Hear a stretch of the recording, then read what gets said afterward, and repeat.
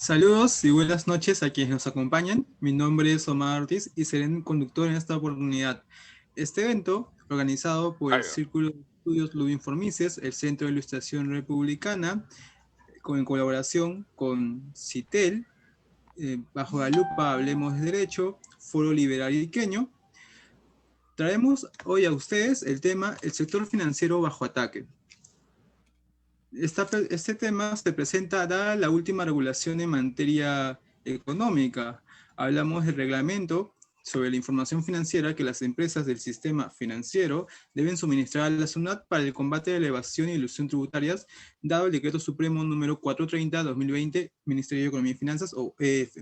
También la ley de topes de tasas de intereses financieros. Para tratar el tema hemos invitado a dos ponentes, el doctor Enrique García y el máster ¿cuál? en economía Kurt Medin, profesor Kurt. Iniciamos la presentación con el profesor Kurt Nuedin. El profesor Kurt Nuedin es economista por la Universidad del Pacífico, magíster en administración por la Universidad de San, tiene un diploma en finanzas por la Universidad de San y es máster en economía por la Universidad Francisco Marroquín de Guatemala. Profesor Kurt, le cedo la palabra. Sí, tengo un problema acá con mis, eh, con las pantallas que no puedo ver mi presentación. Sí, Son, sí lo estamos observando por aquí. no, estoy tratando de,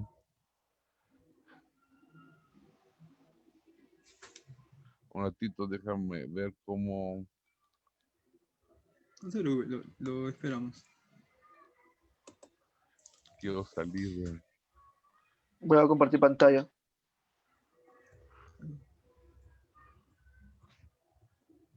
un ratito, quiero, Disculpen los ya inconvenientes. sé qué debo hacer, ya sé qué debo hacer, ya. Ok, continuamos entonces. Ya. Ok, son de mierda. Bueno, vamos a ver el análisis económico primero del reglamento de suministro de información financiera a la SUNAT y después creo que me han invitado también a exponer sobre el análisis económico de la ley contra la usura. La puta madre. Yo me encargaré del análisis económico y mi colega y el gran doctor Enrique Jersey, el distinguido doctor, va a encargarse del análisis legal. Quise empezar por el primer punto, el análisis económico del reglamento del suministro de información financiera de la SUNAT. Se trata de legislar el decreto legislativo 1474, que fue emitido ya en el año 2018, o sea, ya tiene más de 2 años de antigüedad, y que se reglamenta con el decreto supremo 430, que recién entra en vigencia ahora el 1 de enero y que lo pone en práctica, y cuyo fin de este reglamento es el suministro obligatorio a la SUNAT de información financiera de todos los ciudadanos por parte de las empresas financieras. El objetivo de, este reglamento es combatir la evasión y la elusión tributaria, y tengo aquí 4 puntos a considerar, los primeros 2 algo más extensos, donde me salgo de la coyuntura y hago un análisis un poquito de la economía política, y los 2 últimos puntos cortitos más de coyuntura. En primer lugar, no es sorpresa que haya salido este reglamento, puesto que obedece al plan impuesto por las potencias mundiales por parte de la OCDE, es parte de la norma planificada con el plan BEPS por parte del G20 y el World Economic Forum. Les he copiado acá un poquito lo que dice el proyecto BEPS. En pocas palabras, no se los voy a leer, pero lo he sacado del sitio website de la OECD. Lo que dice es que están planeando entre todos los grandes países de la OECD compartir información para para controlar la elusión tributaria, como si la elusión tributaria fuera un delito, cuando la elusión tributaria en realidad es un deber ante un Estado depredador. En resumen, el plan internacional de las grandes oligarquías de políticos estatistas es capturarnos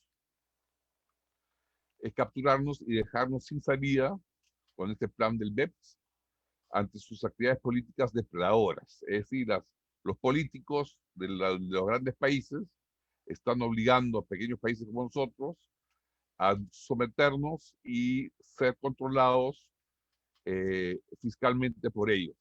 nos anulan toda posibilidad de planificación legal tributaria, que es la que da origen a la ilusión, que por cierto es un derecho del ciudadano y es su deber ético ante la depredación y despilfarro estatal, y más bien incluso busca aumentar el poder depredatorio de los políticos estatistas al imposibilitar la competencia entre zonas fiscales geográficas, que son en realidad una bendición de Dios para el ciudadano, pues le ponen coto a las desmedidas codicias tributarias de los políticos estatistas, ¿no? Estas zonas fiscales geográficas que compiten le ponen coto al poder que ejercen los estatistas sobre los ciudadanos, que pueden votar con los pies por sus preferencias fiscales o votar mediante el traslado legal de sus empresas a otras zonas fiscales, de acuerdo a las preferencias entre sus costos tributarios y los beneficios que los estados le brindan mediante los servicios estatales. La dinámica de creación de los políticos estatistas, tal como nos indica el análisis científico-social, se da en la práctica de la democracia representativa actual, tal como conocemos hoy en día en Occidente, puesto que los políticos ofrecen de manera irresponsable cada vez más servicios públicos gratuitos para los ciudadanos, a cambio de votos que les permiten disfrutar los privilegios legales y financieros del poder estatal que controla el monopolio de la violencia sobre los ciudadanos. Estos servicios públicos que ofrecen los políticos a cambio de votos son financiados por recursos ajenos a los políticos, de los contribuyentes, que son explotados en general, y a quienes no quieren dejar escapar con estas medidas, y por cuya administración de los servicios no sufren consecuencias los políticos en caso de que sean desastrosas sus gestiones, como tienden a ser los servicios estatales. Si vemos acá la gráfica del gasto público del Perú, de los últimos 10 años, del 2011 al 2019, vemos que el gasto público del presupuesto del Perú ha aumentado de 90.000 millones más o menos a más de 170.000 millones, o sea, más que se ha duplicado, y sin embargo, creo que todos estaremos de acuerdo en que nadie ha sentido una mejora en el servicio del Estado. Entonces, ¿a qué viene tanta presión tributaria? ¿A qué viene tanto gasto fiscal cuando ni siquiera los servicios básicos de seguridad y de policía y de justicia están siendo asegurados ni han mejorado tampoco a pesar de la duplicación del gasto público? El problema social que se deriva a la competencia entre las coaliciones políticas redistributivas que buscan apropiarse de los recursos depredados por los políticos estatistas de los ciudadanos productivos peruanos es cada vez más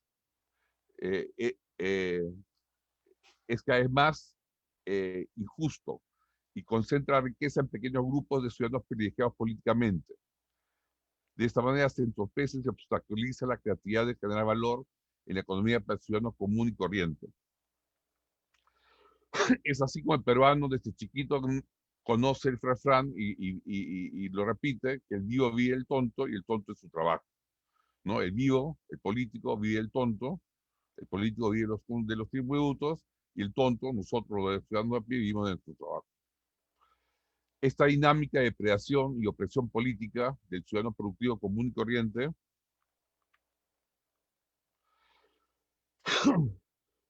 ha ido acrecentándose y ha ido profundizando las desigualdades económicas entre los peruanos en la medida en que se han ido llevando a la práctica e implementando las 10 políticas consensuadas por los comunistas en el Manifiesto Comunista de Karl Marx y Friedrich Engels en 1848. Acá les he hecho una lista de las 10 políticas que aparecen en el capítulo 2 del Manifiesto Comunista. Lo he traducido a palabras modernas, a políticas modernas. Y como pueden ver, la mayoría, si no todas estas políticas, han sido llevadas a cabo en Occidente en el siglo XX, en el siglo anterior. Reformas agrarias, impuestos progresivos, impuestos a la herencia, nacionalización de grandes empresas extranjeras, confiscación de propiedades privadas como motivo de bien común, implantación de un banco central que dirija el crédito nacional, ferrocarriles y transportes estatales, fábricas y ficas agropecuarias y empresas comerciales del Estado, leyes laborales, urbanas y rurales, fijar sueldos mínimos, retenciones por el Estado de una porción de ganancias de empresas privadas en minería, petróleo y gas, educación pública, universal y gratuita y obligatoria para todos los niños y jóvenes. Todo esto han sido medidas del plan mínimo comunista consensuado en 1848 por Karl Marx y Friedrich Engels, y se han llevado ya a la práctica en el siglo XX en los estados occidentales, podemos decir que vivimos en realidad bajo los patrones de los ideales comunistas. Ahí nos preguntamos si queremos un Estado totalitario, omnipotente, disfrazado bajo la dictadura democrática de las mayorías absolutas, que regule todos los aspectos de la vida familiar, privada y productiva de los ciudadanos, y que nos dicte cómo comportarnos, y que nos manipule la conducta hacia formas que los políticos, que dicen ser omnisapientes, creen que son socialmente mejores, sin que respeten nuestros proyectos de vida personales, en especial de los grupos minoritarios, avasallándonos, y que se crea de esta manera un Estado fantástico que preda y absorbe la sangre económica de los ciudadanos productivos comunes como una sanguijuela. Esa es una posibilidad. La otra posibilidad es que queramos un gobierno limitado que limite sus poderes y funciones a la seguridad ciudadana externa e interna, a la administración de la justicia, que trate sin diferencias legales y como iguales jurídicamente a todos ciudadanos peruanos y todo residente en el Perú, que construya obras de infraestructura socialmente beneficiosas, y quizás nos volvemos algo liberales, que subsidie directamente la demanda de educación de los jóvenes más pobres, la demanda de salud de la población más pobre, y que fomente un sistema de pensiones que beneficie a todos. Es decir, queremos un Estado que nos dé libertad, que guarde los recursos para los privados, o que nos absorba y nos deprede nuestros recursos. Queremos un Estado que limite sus necesidades a estos recursos y sus recursos a estas 6 funciones, y que dé amplia libertad a la iniciativa privada sin privilegios legales, o queremos un Estado fantástico que regule todos los aspectos de la vida privada. Yo creo que debemos optar por respetar el derecho fundamental de la esfera personal, de elegir e implementar el propio proyecto de vida, así como respetar el derecho fundamental a la intimidad, sin la supervisión ni la manipulación por parte de un Estado policiaco, ya sea de corte fascista, comunista o populista, ya sea con los votos de las mayorías populares, pero sin el respeto de las minorías. No es otra sorpresa también que nos implanten este plan la cooperación técnica alemana, puesto es esta la que ha elaborado junto con la Comisión Ejecutiva Multisectorial contra el Lavado de Activos y Financiamiento del Terrorismo. En otras palabras, este plan de regular la información financiera no solo obedece al plan BEPS de la OECD, sino también obedece al plan de la política nacional contra el lavado de activos y financiamiento del terrorismo. Se podría decir que está dentro de la política de Estado, y por lo tanto no era sorpresa que esta medida saliera al aire. El plan contra el lavado de activos y financiamiento del terrorismo busca detectar los siguientes delitos presentes al lavado de activos: minería ilegal, corrupción, tráfico ilícito de drogas, entre otros. Obedece también a políticas impuestas por potencias extranjeras a través de tratados con la ONU. Y no digo esto como chauvinismo, sino porque creo que debemos copiar de los países desarrollados aquellas medidas que los llevaron a desarrollarse, y no las medidas en las cuales se están regusticándose actualmente mediante una coalición redistributiva. Debemos copiar las medidas que llevan a la creación de riqueza, y no las medidas en las cuales se reparte la riqueza antes creada y que lleva al colapso. Bueno, hay una serie de tratados de la ONU con el Perú que han llevado a acatar el plan de lavado contra el lavado de activos y financiamiento del terrorismo, y el objetivo general del plan es contribuir a la estabilidad económica, política, social en el Perú, dice el plan nacional. Lo hace mediante 3 ejes estratégicos de prevención, detección, investigación y sanción, y un eje transversal de articulación que se reflejan en 4 objetivos específicos, todos los cuales consisten en mayores intervenciones regulatorias de la actividad privada. Ni una de las regulaciones contra el lavado de activos no es sino una simple intervención regulatoria estatal para solucionar problemas que la misma regulación estatal no haya creado anteriormente. Es decir, se le legislan nuevas leyes malas para supuestamente solucionar problemas sociales creados por anteriores leyes malas. La minería ilegal, por ejemplo, se solucionaría eliminando las barreras de entrada legales al negocio minero y cambiando la Constitución de tal manera que se proclame el derecho de propiedad de los ciudadanos a su suelo, eliminando las barreras legales a la formalización de la propiedad privada. Entonces, ese delito precedente quedaría eliminado si se liberaliza y se definen los derechos de propiedad de la minería. La corrupción, se puede decir que la corrupción aparece y siempre aparecerá cuando se tenga un estado fantástico cuyos políticos manejen discrecionalmente recursos excesivos, más allá de lo que requiere un estado mínimo y eficaz de gobierno limitado.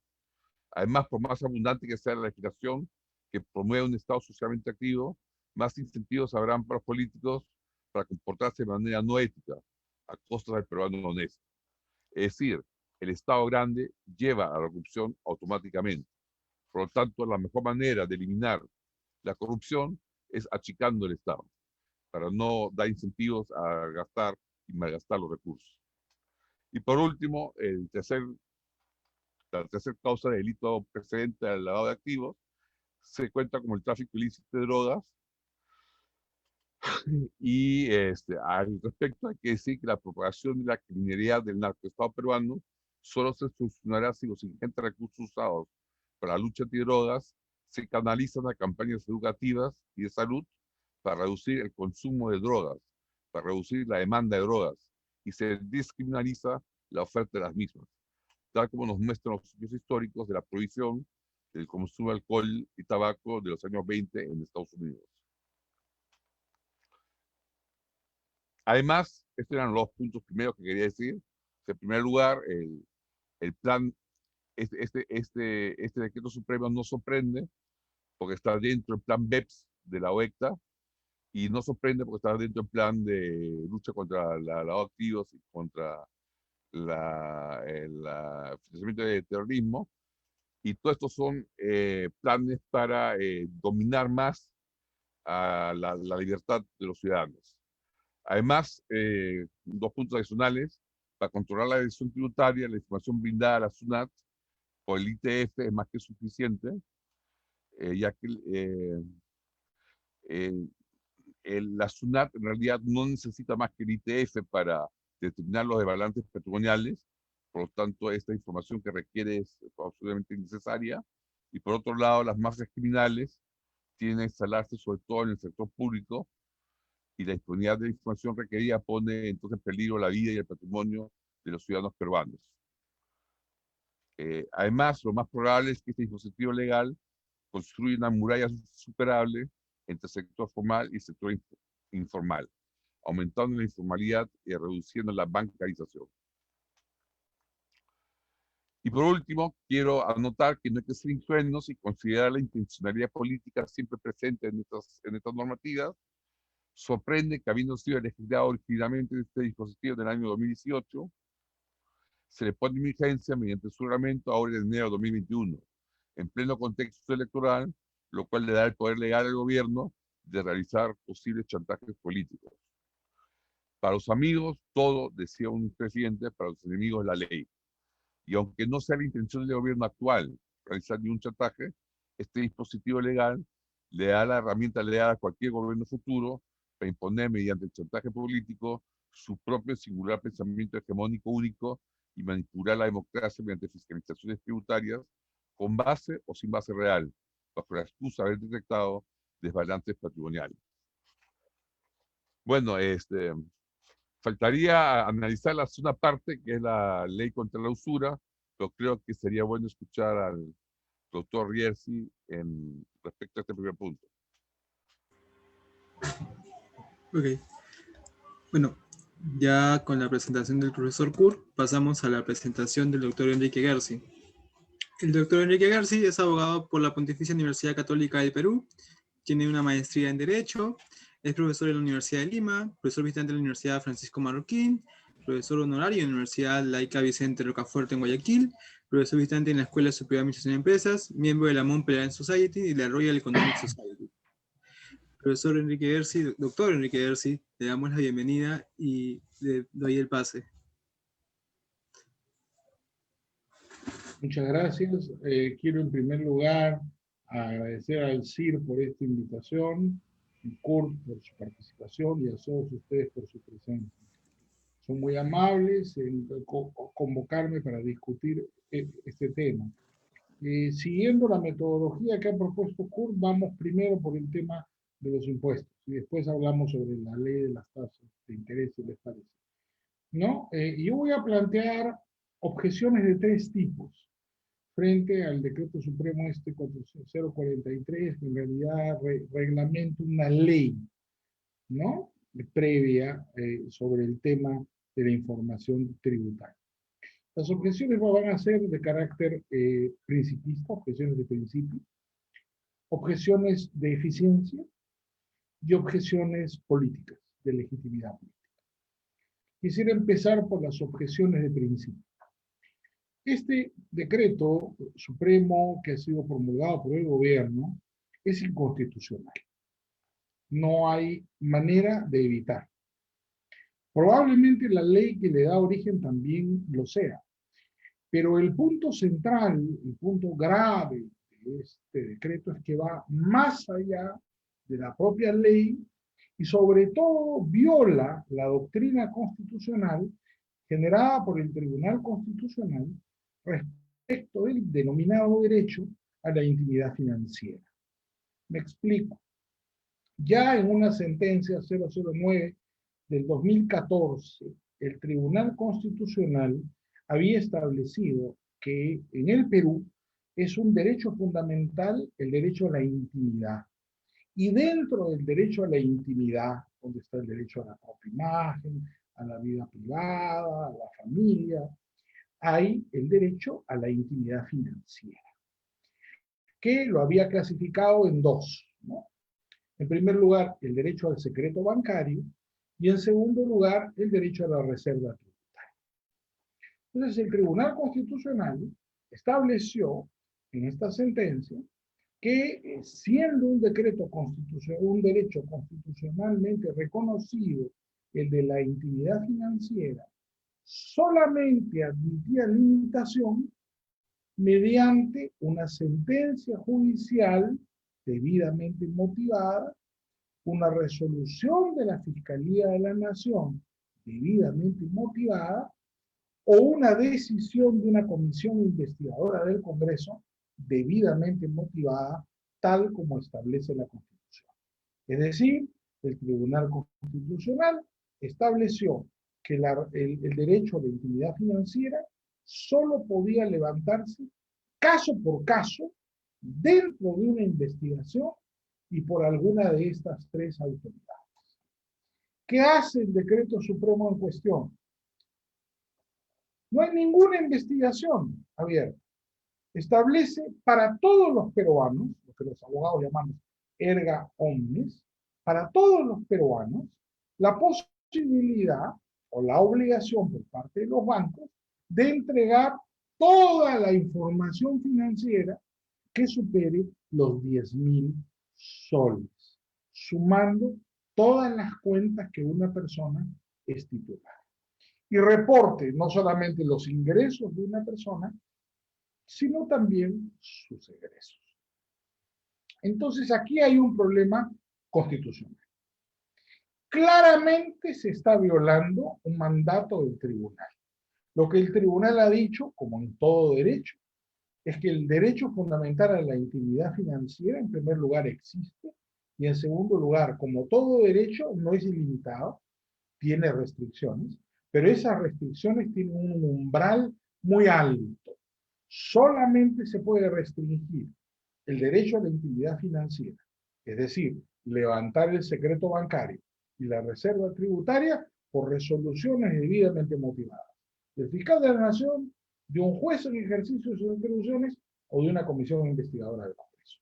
Lo que hace el decreto supremo es cambio de paradigma Y dice, ¿no es cierto?, que la administración tributaria obliga a todos los bancos a enviar indiscriminadamente toda la información. Bueno, eso es inconstitucional. Eso no se puede hacer en el Perú porque viola el mandato constitucional. Yo no sé si la OECD, que es una institución, como ha mencionado el doctor Nedin, que a mí me merece muy poco respeto, lo diré por lo demás, ¿no? Ninguna de sus recomendaciones es realmente una recomendación útil y válida, que ellos podrán sugerir lo que se les ocurra, pero en el Perú eso es inconstitucional.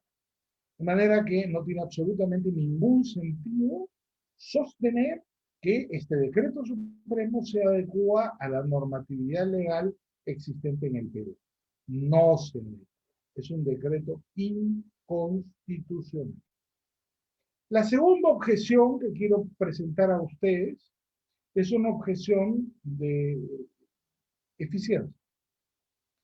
¿Qué sentido tiene en un país donde ya tenemos por lo menos un 80% de informalidad encarecer todavía más la formalidad?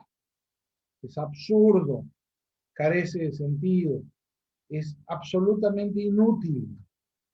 Si ya 8 de cada 10 peruanos no cumplen con la ley, porque la ley es muy costosa, encarecer todavía más la legalidad a través de estos sistemas de control de la bancarización, lo único que va a producir es que crezca la informalidad. Habían habido avances importantes en la bancarización. Inclusive durante la pandemia la gente comenzó a utilizar más el sol que el dólar, y en segundo lugar se fue acostumbrando a utilizar medios electrónicos de pago. Refiero esto porque en el Perú ya existe un impuesto denominado el Impuesto a las Transacciones Financieras, el ITF, que cuando se creó, supuestamente se hizo precisamente para que la SUNAT tuviera un instrumento que sin violar el secreto tributario ni el secreto bancario, le permitiera alertarse de operaciones sospechosas y actuar en consecuencia. Entonces, la SUNAT ya tiene los instrumentos para conseguir el resultado que pretende. Y ahora, además del ITF, porque no han eliminado el ITF, bueno, siquiera fuera que quitaran un impuesto, no, además del ITF, lo que pretenden es que haya un océano de información, que no sé cómo van a poder procesar, a disposición de la administración tributaria, levantando masivamente el secreto bancario de todos los peruanos. Eso, además de inconstitucional, es inútil. No tienen la manera de procesar esa información. Es absolutamente ineficiente. Va en contra de la bancarización y lo único que hace es encarecer la formalidad y fomentar la deserción de los agentes económicos hacia el sector informal. De manera que es una norma, además de inconstitucional, ineficiente. Y finalmente, como dije, voy a levantar un argumento político. Esta norma carece completamente de legitimidad. ¿Por qué? Porque en el Perú, pues, la gente no cumple con la ley masivamente. Entonces, 8 de cada 10 peruanos están en el sector informal, dicen los estadísticas.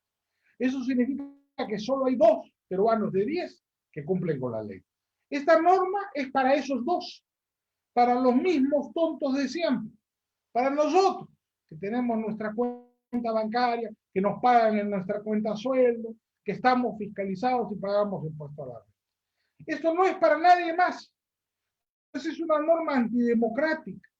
Es una norma, como hemos dicho, además de inconstitucional e ineficiente, antidemocrática. Castiga a la persona que cumple con la ley y premia a la persona que no cumple con la ley, creando incentivos perversos en la sociedad peruana. Esa falta de legitimidad de esta norma es muy grave, porque lo que hace, ¿no es cierto?, es castigar a la persona responsable y favorecer el comportamiento encubierto, mentiroso e irresponsable. no es razonable pretender que 10.000 soles sea además el límite por el cual deba informarse. Cuando se dictaron las primeras normas relativas al lavado de activos, se hablaba de reportar operaciones de $10.000 para arriba. Ese es un monto que inclusive hoy día ha quedado bajo, pero 10.000 soles es relevante en una sociedad regular de 10.000 soles para arriba. Eso no tiene absolutamente ningún sentido, ya lo dijimos, ni desde el punto de vista de la eficiencia ni constitucionalmente. Pero políticamente es una agresión. ¿Por qué? Porque lo que está haciendo la SUNAT es agredir a los ciudadanos, creando un sistema de espionaje. Esta es una forma de espionaje financiero por el cual la SUNAT está creando bases de datos que van a ser utilizadas por el Estado, por el gobierno, para perseguir a sus enemigos políticos. Oiga, que estimados amigos, el Perú pues no es Suiza, el Perú no es Dinamarca, el Estado peruano no es neutral, no es imparcial, lo vemos todos los días. ¿Qué va a ocurrir con toda esa información? O termina en Wilson, donde la van a vender los hackers al peso, ¿no es cierto? Y terminará en manos de las marcas y todos los choros y secuestradores que hay en el Perú. O es utilizada por el Estado para extorsionar políticamente a sus adversarios. Recordemos la vieja máxima del general Benavides, que es el principio de la política peruana. Para mis enemigos todo, para mis amigos la ley. ¿No es cierto? Entonces, claro, lo que van a hacer estos señores es simplemente acopiar tal cantidad de información que va a ser utilizada como un mecanismo de persecución. Por eso creo yo que nos tenemos que oponer activamente. La vía es una acción de amparo, también puede ser una acción de constitucionalidad, perdón, una acción popular, tratándose de un decreto supremo, o si se quiere ya atacar la propia ley, ¿no es cierto? Habría que recoger 5.000 firmas para presentar una acción de inconstitucionalidad contra esta ley, porque claramente viola el derecho a la intimidad financiera de todos los peruanos. Les agradezco nuevamente y paro aquí porque creo que me he extendido en exceso para darle paso nuevamente a Kurt, ahora para hablar acerca de la ley que regula las tasas de interés y hacer un segundo comentario. Muchas gracias nuevamente. Kurt, tienes la Sí, terminación. doctor Enrique García. Ahora volvemos con el profesor Kurt para el segundo punto de este conversatorio, que es la ley de tope de intereses financieros. ¿Qué tal? Muchas gracias. Me alegra estar en la misma sintonía que el doctor Enrique Jersey. Pensamos parecido. Él lo fundamenta muy bien jurídicamente. Quería compartir la pantalla nuevamente, la verdad mía. Voy a compartir, acá está. Sí, profesor Kurt. Quería el análisis del económico, la ley contra la usura. ¿Me escuchan? Sí, se le escucha. Ya. Acá quiero, un momentito, manifestar unas cosas más cortas. Esta vez me acordé. Este punto lo voy a tratar de manera más rápida porque ya casi existe consenso unánime entre los economistas respecto a estos efectos que tiene una ley de topes de tasas de interés. Pero quiero advertir que realizo este análisis, que voy a hacer siguiente, fuera del contexto que requiere la coyuntura del COVID. La coyuntura del COVID requiere evitar la ruptura de cadena de pagos y por eso requiere inyecciones ingentes de dinero. Pero esa coyuntura especial de confinamiento económico que justifica una intervención fuerte del Banco Central se podría poner en duda en circunstancias normalizadas. Por tanto, en lo que sigue, analizaré cómo afecta la ley contra la usura a la situación financiera usual y veremos qué se puede hacer para reducir las tasas activas de interés. En primer lugar, nuestra experiencia en los años 80, 70, 60 y la de otros países es que ya en el pasado hemos podido observar sistemas financieros con topes a las tasas de interés e inequívocamente nos lleva a menores niveles de crédito, tanto formal como informal, así como genera un sistema financiero reprimido, con una alta discriminación ante la gente menos pudiente y una falta de inclusión financiera. Las tasas activas máximas de interés generan efectos no deseados por nadie.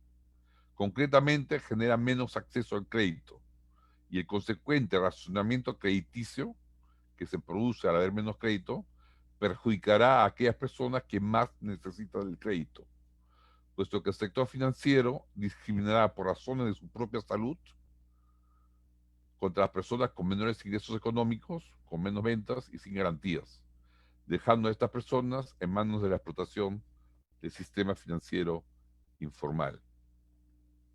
Los efectos en general no deseados de los topes de las tasas de interés son menos crédito a los prestatarios más pequeños, de menores ventas, menor acceso al crédito a las personas con mayor perfil de riesgo, menor número de instituciones financieras, con la consiguiente reducción de la competencia entre ellas y tasas más altas. Otro efecto no deseado es el aumento del cobre de comisiones de las instituciones financieras, la reducción en la transparencia de los precios en el sector financiero, fuertes restricciones sobre el segmento de las empresas pequeñas, fuertes restricciones crediticias para las empresas recién creadas y nuevas, encarecimiento del crédito para la población más vulnerable y aumento de la actividad crediticia informal. Acá hay un típico gráfico económico, no voy a entrar a él para no aburrirlos, pero los efectos que se derivan de este análisis gráfico son los descritos anteriormente. Esto como primer punto, o sea, los efectos de tasas de interés es totalmente negativo. Segundo lugar, respecto al control de gastos y comisiones que proponen los proyectos de ley, estos controles ya se encuentran contenidos anteriormente en las normas vigentes de la Superintendencia de Banca y Seguros, de tal manera que las propuestas de aspectos de control ya están contemplados actualmente en las normas vigentes. Entonces nos preguntamos, ¿qué opciones tenemos? Porque parece que ahí nace la preocupación del Congreso. ¿Qué opciones tenemos para reducir las tasas activas? ¿Por qué las tasas de interés activas son tan altas? ¿Y qué podemos hacer para que se reduzcan? Hay algunas cosas que tienen que hacer los bancos que podrían ser facilitadas quizás mediante algún tipo de beneficio tributario, pero eso depende del gobierno, ¿no? Por ejemplo, los bancos necesitan implementar modelos de riesgo cualitativo por parte de las instituciones financieras para evaluar mejor los riesgos y controlar mejor las tasas de interés. Una cosa que puede hacer el Estado es implementar cambios técnicos que abaraten la tecnología de infraestructura de telecomunicaciones. Eso ayudaría a que los bancos se comuniquen mejor, intercambien mejor la información y abaraten sus costos operativos. Por otro lado, los bancos tendrían que reducir sus sobrecostos administrativos mediante la digitalización del sistema y, muy importante, habría que facilitar la gestión de las primas por riesgo mediante accesos a los historiales crediticios de los ciudadanos. Eso tendría que facilitarse por ley de una manera y debería facilitarse los procesos de cobranza legal. Pero ante todo lo anterior, los 5 puntos anteriores, que son tareas que tienen pendientes los bancos y el Estado, lo que hay que hacer es fomentar la competencia en el sector financiero. Este es el primer y principal punto que se debe hacer para bajar las tasas de interés, fomentar la competencia en el sector financiero. Como vemos, acá hay una lista de todas las modificatorias que regulan la ley 26702, que regula las empresas de las 15 empresas bancarias privadas que tenemos, y se puede imaginar uno que si una ley tiene tal cantidad de modificatorias todos los años, es un sector hiperregulado, hiperreglamentado y muy poco libre. Por tanto, hay muy poca competencia en este sector bancario y, por supuesto, cuando hay poca competencia, hay poca oferta. Para poner un paralelo, podemos poner como ejemplo Panamá. Panamá cuenta con una economía cuyo PBI, cuyo Producto Bruto Interno, es 1/3 del peruano, solo tiene 4 millones de habitantes, 4.2, es decir, es un poco más del 10-15% de los peruanos, pero tiene 53 bancos compitiendo en ese mercado, mientras que los otros, como decía anteriormente, solo tenemos 15. Entonces, como podemos apreciar, una economía tan pequeña como la panameña tiene más bancos que la peruana y hay más competencia. Acá está la lista de los 15 empresas bancarias que tenemos en Perú.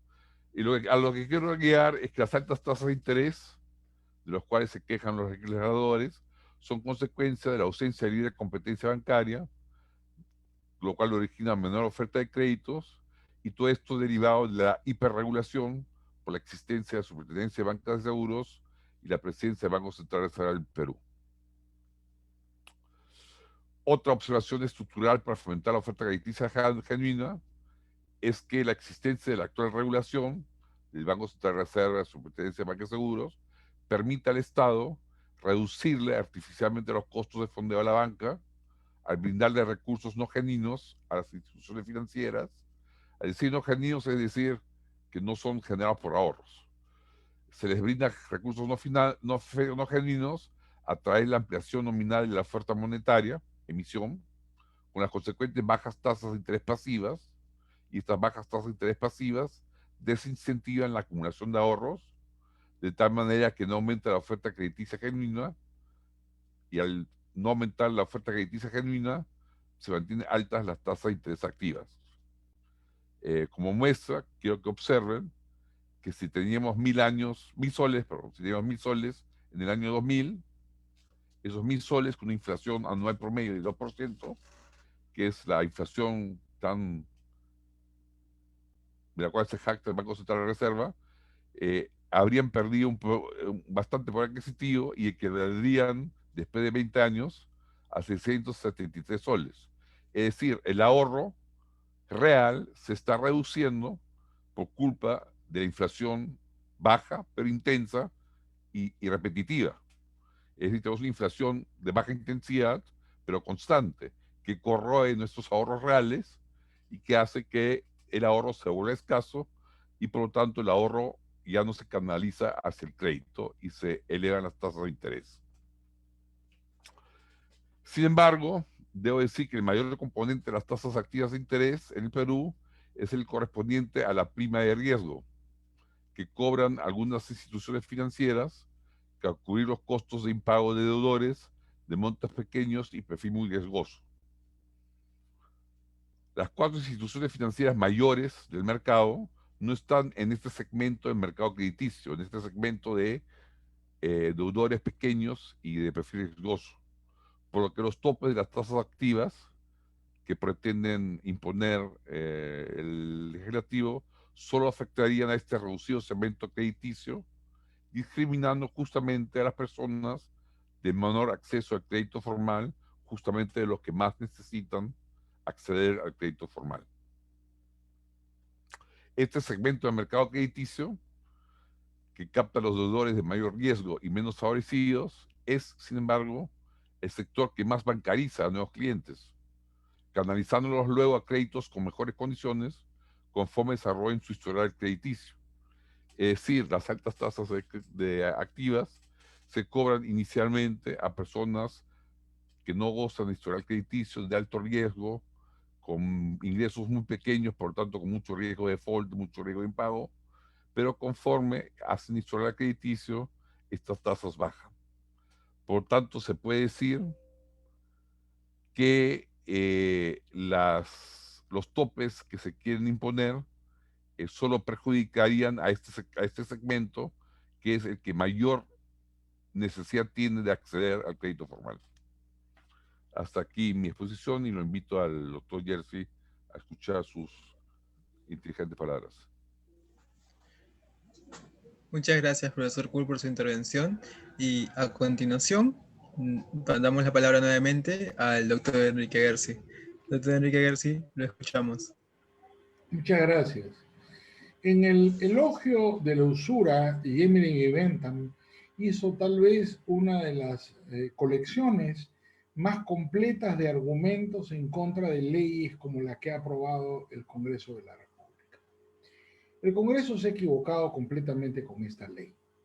Es público y notorio, probablemente muchos de ustedes saben, que yo he sido abogado del Congreso varias veces, siendo Pedro Lechea presidente y ahora recientemente siendo Manuel Merino en la acción competencial, que fue bastante pública previa a la vacancia del presidente Vizcarra, con la que el presidente Vizcarra trató de impedir la vacancia. De manera que yo tengo por el Congreso el mayor de los respetos y el mayor de los aprecios, porque he sido contratado 2 veces, inclusive por el Congreso actual, de manera que lo digo sin ningún carácter controversial ni ninguna enemistad, porque hay mucha gente que no tiene una buena opinión del Congreso actual. Yo los conozco, tengo una opinión, por supuesto, discrepante en este tema, pero no creo que sean unas malas personas, como dice la prensa, ni que sea una gente irresponsable.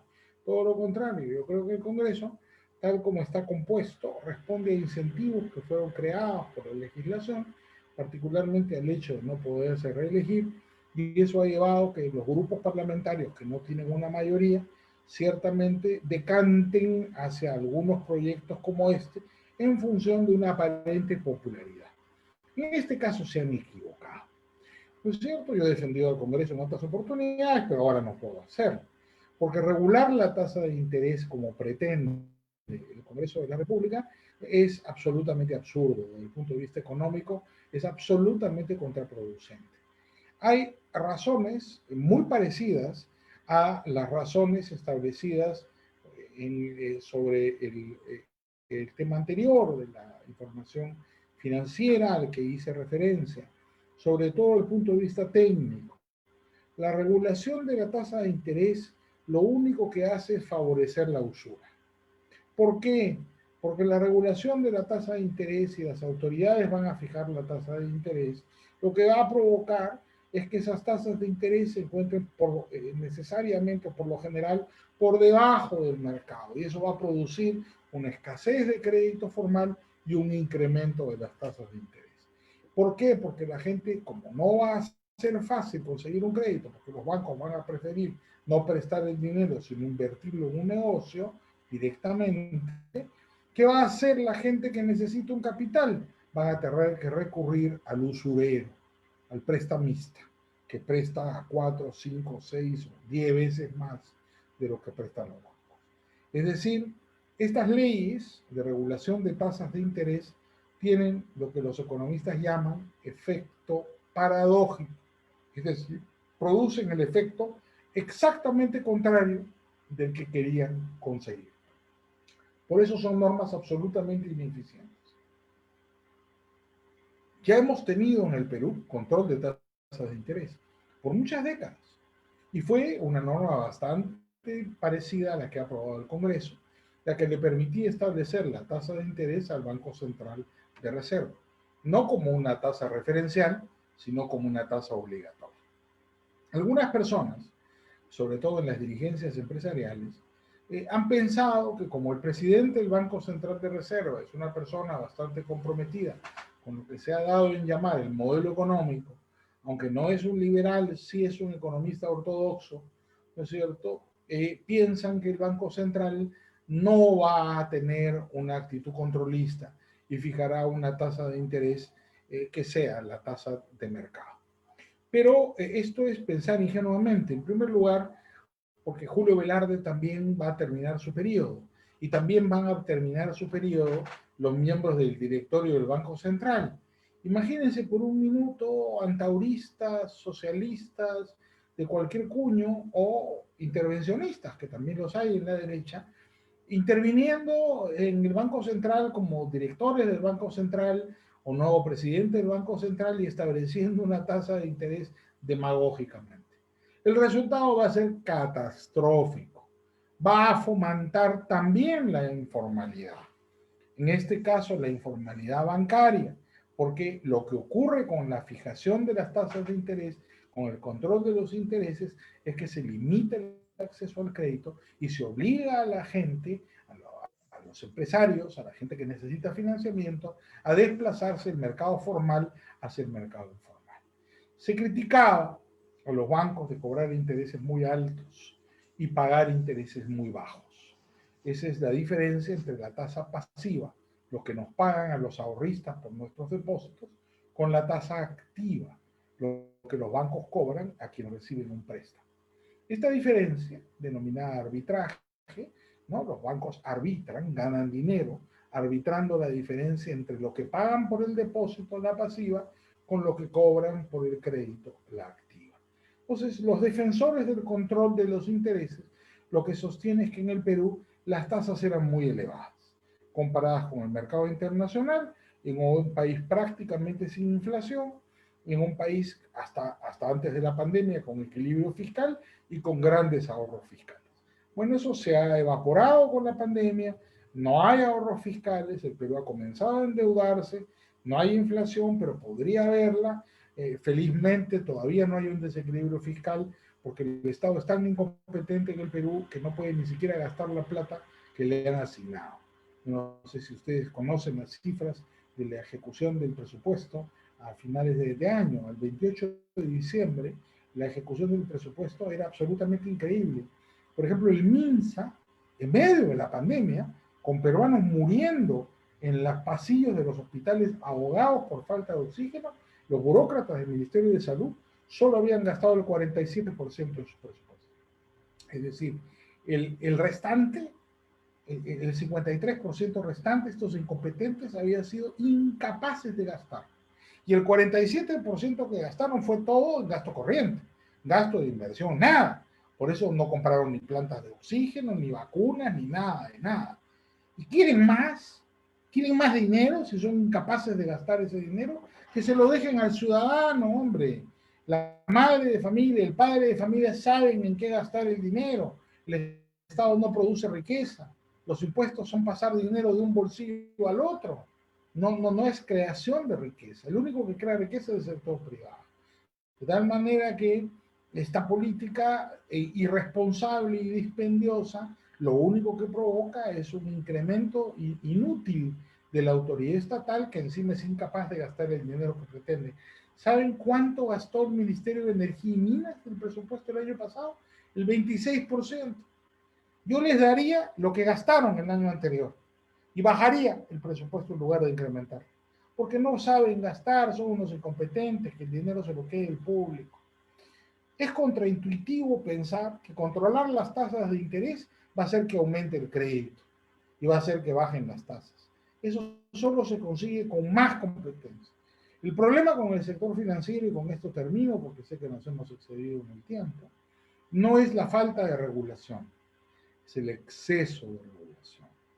Tenemos un sector financiero y bancario que está sobre regulado por la SUNAT y que impide el acceso libre a la competencia bancaria y a todas las fórmulas modernas que existen, crowdfunding, por ejemplo, ¿no es cierto?, en la web, que son otras formas de acceder a crédito muy barato.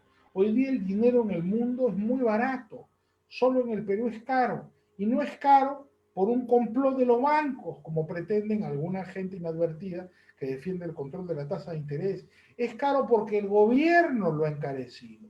La regulación bancaria ha eliminado la competencia. ¿Cómo se bajan las tasas de interés? ¿Cómo se sube la pasiva y se baja la activa? Con más competencia, permitiendo que haya la interacción de más entidades bancarias, que los bancos del mundo puedan operar libremente en el Perú sin requisitos complejos e inútiles y que se tenga acceso a las múltiples fuentes de financiamiento que la tecnología moderna nos permite el día de hoy.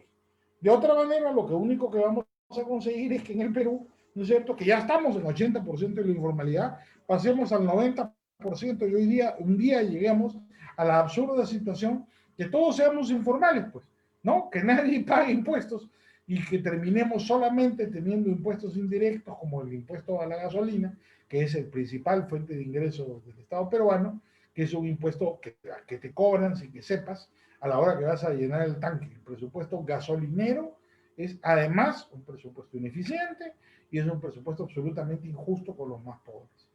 En síntesis, pues, el control de las tasas de interés es un error grave y dañino que perjudica gravemente a la economía peruana. Muchas gracias y no sé, creo que estamos casi al borde del tiempo, pero yo creo que... No te preocupes, aún tenemos tiempo para las preguntas. Bueno, habiendo escuchado las ponencias de nuestros dos invitados, quizás si algo pudiera aportar yo sería un poco de data, ¿no? La idea de que la tasa de interés, bueno, es un precio. Esta idea de que este precio, si es justo o no, es una discusión muy antigua. En la historia del pensamiento económico se le pone hace 2300 años con los griegos. Entonces, yo quisiera preguntar si para alguno de los ponentes nos podía dar la respuesta, ¿existe un precio justo, por así decirlo? Porque pareciera que eso fuera la idea, ¿no? Que no hay precios justos, porque lo que se dice es que la tasa de interés es una tasa abusiva. Pero ¿existe un precio justo? Profesor Kurt, quizás usted por la parte de la economía. Bueno, en primer lugar, no existe solo una tasa de interés, sino varias. Cada tasa de interés corresponde a cierto segmento crediticio y cada perfil deudor y cada monto deudor tiene otras características y corresponde a otro nivel de riesgo, por lo que corresponde a otro nivel de tasa de interés. Entonces, el mercado financiero no tiene una sola tasa de interés, sino múltiples tasas de interés, según el plazo de duración del préstamo, según el riesgo del deudor. Entonces, lo que se conoce normalmente por la teología católica escolástica es que la estimación común de los precios en mercados competitivos se le llama el precio justo. Lo que sí es deseable es que ese precio sea accesible, pero ese precio se hace accesible no mediante intervenciones directas por parte del Estado, sino fomentando justamente el desarrollo del mercado. Por ejemplo, definiendo mejor los derechos de propiedad, desregulando los mercados financieros, promoviendo la competencia bancaria, fomentando la acumulación de ahorros, esto es, teniendo una moneda sana que no se infle con los precios, de tal manera que no se carcome la base del poder adquisitivo de los ahorros. Eso nos da un sistema justo. Un sistema justo surge cuando hay crédito disponible para los emprendimientos que deseamos hacer, tomando en cuenta nuestro riesgo. Un sistema injusto surge cuando no hay acceso a ese crédito. Justamente la limitación de las tasas de interés hace que se vuelva injusto el sistema porque impide a muchos acceder al crédito. Hasta ahí mi respuesta. Ok, gracias, profesor Kurt. Doctor, no se le escucha. Sí, por parte mío yo diría que la justicia no tiene nada que ver con los precios, ¿no? No hay precios justos ni precios injustos. Los precios son un mecanismo de transmisión de información, ¿no? Es como la temperatura, los grados centígrados no son justos o injustos. Que haga mucho calor no significa que el calor sea justo o injusto, o que haya mucho frío no significa que sea justo o injusto. Tenemos un verano raro, dicen que va a haber niña, que ya está lloviendo en el sur. ¿Eso es justo o es injusto? Bueno, ocurre lo mismo con cualquier otro mecanismo de información. Como han dicho bien todos aquí, la tasa de interés es un precio. Entonces no es ni justa ni injusta. No tiene nada que ver con la justicia, con un precio. El mecanismo de información de la tasa de interés es relativo, ¿no es cierto?, al precio del dinero en un mercado. Entonces, si eliminamos, si ponemos un control a la tasa de interés, es como controlar cualquier precio. Lo que estamos haciendo es destruir el termómetro. No queremos saber cuál es el precio del dinero. Entonces lo fijamos arbitrariamente. ¿Qué ocurre cuando fijamos arbitrario y políticamente algo? Escasea, ¿no? Y aumenta la informalidad, aparecen los mercados negros. Eso es exactamente lo que va a pasar con esta ley, que es absolutamente inconveniente para la justicia. Porque lo que va a hacer es que la gente que no tiene acceso al crédito no lo tenga nunca y tenga que recurrir al usurero, que en realidad le va a cobrar mucho más de lo que le hubiera cobrado el banco libremente. No. Sobre el tema del acceso a la información, esto es para combatir la elusión, evasión tributaria, etcétera, pero ¿se justifica el riesgo? ¿Se justifica un mecanismo que pone en riesgo, como se ha mencionado, la información tan íntima como es esta información financiera? ¿Se justificaría de algún modo, doctor Enrique? No, porque es un derecho fundamental que solo se puede restringir caso por caso. No se puede restringir masiva ni indeterminadamente. Si se hace lo que pretende la SUNAT, se está vaciando de contenido un derecho. En la práctica se está eliminando el derecho al secreto bancario y a la reserva tributaria. Entonces, eso es absolutamente violatorio de un derecho fundamental. Y además de ser inconstitucional, ineficiente, impolítico, es absolutamente injusto. Lo que va a provocar, como te dije, es un incremento de la criminalidad que van a tener que soportar los ciudadanos. Otra de las preguntas que nos hacen llegar es si se considera que el ITF ha cumplido su finalidad. El doctor o profesor, cualquiera de los dos puede responder.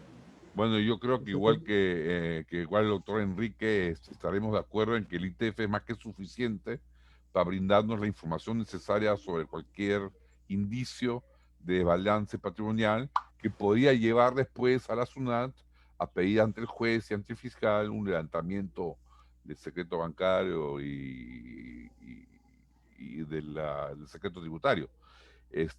No creo que esta inflación de información que pretenden abarcar les ayude mucho más en ese sentido. Gracias, profesor Kur. Doctor Enrique.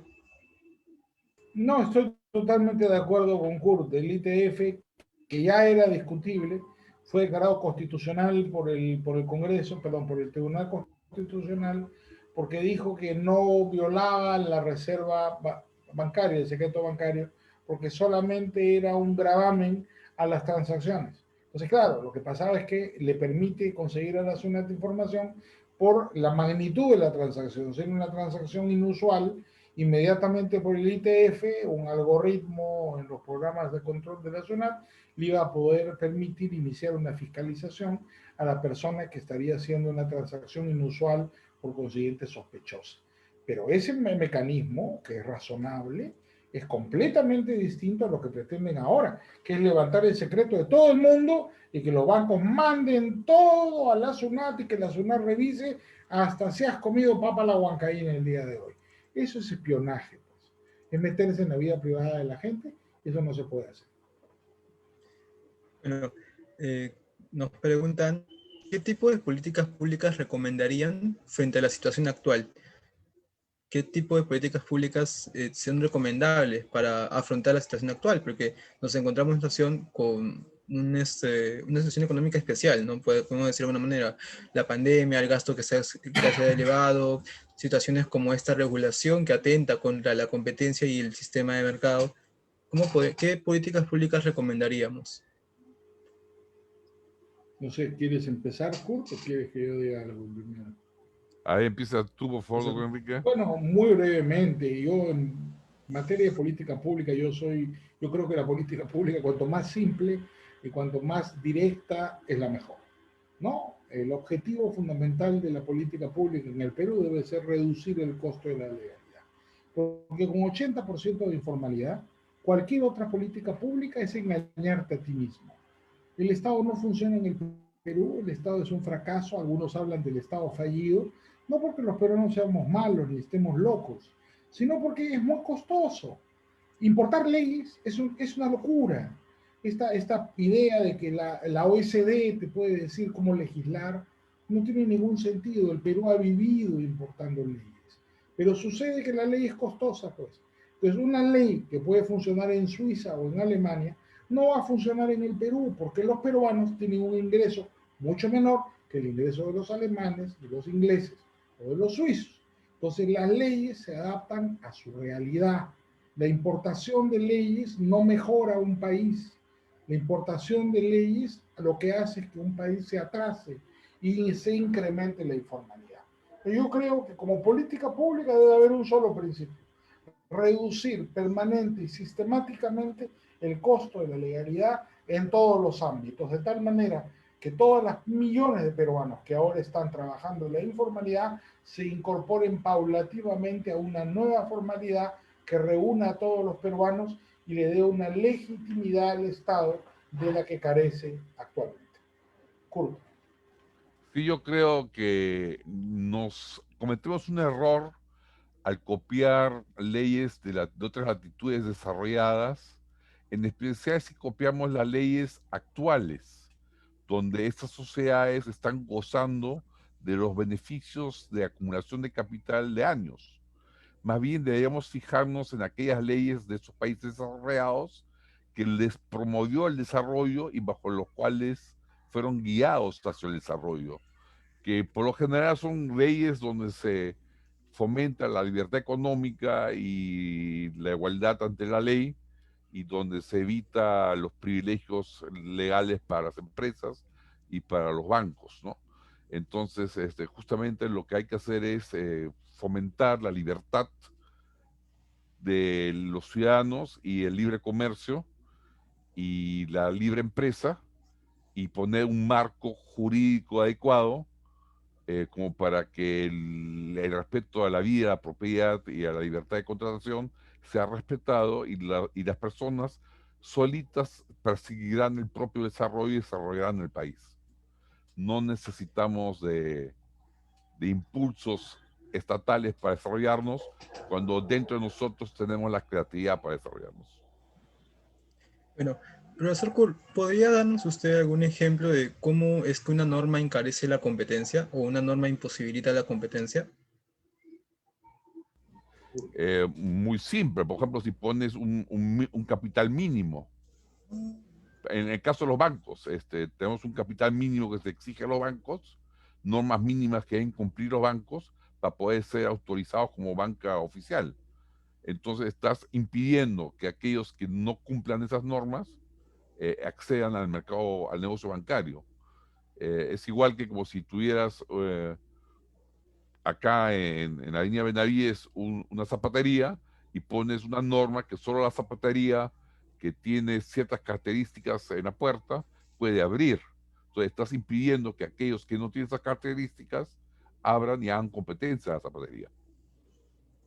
Igual pasa en el sistema financiero. Si tú pones normas mínimas que deben cumplir los bancos, estás restringiendo el acceso a ese mercado de otros posibles competidores. Doctor Enrique Gersi, usted tiene desarrollo en lo que es la materia de informalidad. Suelen decir que el peruano es informal por cultura, por idiosincrasia, como si uno se despertara y dijera, hoy voy a ser informal. ¿Eso es así? ¿Eso La es así? informalidad es una decisión racional, es un cálculo de costo y beneficio. No hay personas informales, sino actividades. Una persona puede ser perfectamente formal y desarrollar actividades formales y actividades informales. ¿Por qué? Hace un cálculo de costo y beneficio, si le conviene pagar un impuesto, cumplir con una ley laboral, cumplir con las regulaciones, y decide si cumple o si no cumple. ¿No? Hay un mercado de leyes, así como hay un mercado de normas en general, así como hay un mercado de bienes y servicios, hay un mercado político, hay un mercado de ideas, hay un mercado de normas. Y la gente se desplaza de una norma hacia otra en función de los costos y beneficios que tienen esas normas. Lo que ocurre es cuando las normas que produce el Estado, que llamamos normalmente leyes, reglamentos, ¿no? Son muy caras porque implican un costo de cumplimiento mayor que el beneficio esperado por parte de las personas. Lo que tenemos es que la gente incumple con la ley y no cumple. El contraargumento para el ejemplo que te pone es lo que pasa con un peruano cuando va a Estados Unidos. Ese mismo peruano que no cumple las leyes en el Perú, las cumple en Estados Unidos. ¿Por qué? Porque las leyes en Estados Unidos son más eficientes. No es costoso, ¿no es cierto? Cumplir con la ley en Estados Unidos es muy fácil. Por eso todo el mundo cumple con la ley. No solo en Estados Unidos, en muchos países. La sola existencia de informalidad lo que significa, lo que revela, es la ineficiencia del aparato estatal, ¿no? Entonces, la única manera que tenemos de hacer progresar a un país es teniendo leyes eficientes, que sean muy baratas y que la gente las pueda obedecer fácil, simple y rápida. No sé qué opina usted, doctor Enrique. Parecía como en el Perú hubiese una deliberada intención de parte del legislador de poner a todos los ciudadanos fuera de la ley a través de leyes que reflejan el poder, pero que no controlan el poder, ¿no? Si fueran conscientes de los efectos económicos de las leyes, pensaría que es deliberado, Kurt, pero yo creo que ni siquiera lo saben. Una de las principales sorpresas que te llevas cuando hablas con los legisladores o con los políticos es que no tienen la menor idea acerca de los efectos económicos de las leyes. Y cuando les los comienzas a explicar, te miran con una cara de sorpresa, como si nunca hubieran escuchado tal cosa. Es que efectivamente nunca han escuchado tal cosa. Y eso no es un pecado solo de los abogados, ¿no? También es un pecado de los economistas. Abogados y economistas tienen un pecado común. Todos creen que la ley es gratuita, cuando la ley es costosa. Por consiguiente, eso afecta directamente las políticas económicas que se aplican en el país, provocando un grave daño a la economía nacional. Podríamos decir que hay una disonancia entre medios y fines. No se corresponderían. Bueno, yo creo que es más grave que eso, ¿no es cierto? Simplemente no entienden la economía de la ley. Creen que la ley es gratuita, entonces aprueban cualquier ley y creen que confunden ley con realidad. No, es un problema de nominalismo. Estamos en la Edad Media, ¿no es cierto? Los legisladores y las autoridades creen que para cambiar con la realidad, para cambiar la realidad, tienes que dar una ley. La realidad no se cambia mediante ley. Lo único que hacen las leyes es que alteran los costos y beneficios que tienen las personas para tomar las decisiones. Nada más. Un incremento de leyes enormes, complejas, inútiles, lo que provoca es que la gente no cumpla las leyes. Es contraintuitivo, ¿no? Da la impresión que cuando tienes un estado draconiano con leyes muy duras, ¿no es cierto?, va a ser mejor. Pero es al revés, es peor, ¿no es cierto? Cuando tienes leyes sencillas, generales, sin excepciones, muy simples, la gente las cumple. Cuando tienes leyes complicadísimas que nadie entiende, la gente no las cumple. Es así de simple. La gente cumple la ley cuando le conviene cumplir. Entonces es función del legislador y del regulador entender esta lógica básica de la convivencia social. Si no lo entienden, lo que tenemos son estados ineficientes y leyes inútiles. Por Creo que supuesto, una gran informalidad. Creo que ahí está la clave, en promulgar leyes que promuevan el bien común en el sentido de establecer un marco general para todos por igual y que sean cumplidas por conveniencia propia, ¿no? Así es. Bueno, como última pregunta, nos ponen aquí en el chat, ¿qué puede hacer la sociedad civil frente a esta situación? Tanto desde la economía, profesor Kurt, como el derecho, doctor Enrique Berzi. Profesor Kurt. Bueno, yo creo que en economía, en primer lugar, desaprender los muchos conceptos erróneos que nos han inculcado a través de los periódicos, los medios de comunicación y en la universidad, donde han endiosado al Estado y nos han como infectado de que la solución para todo es una medida estatal.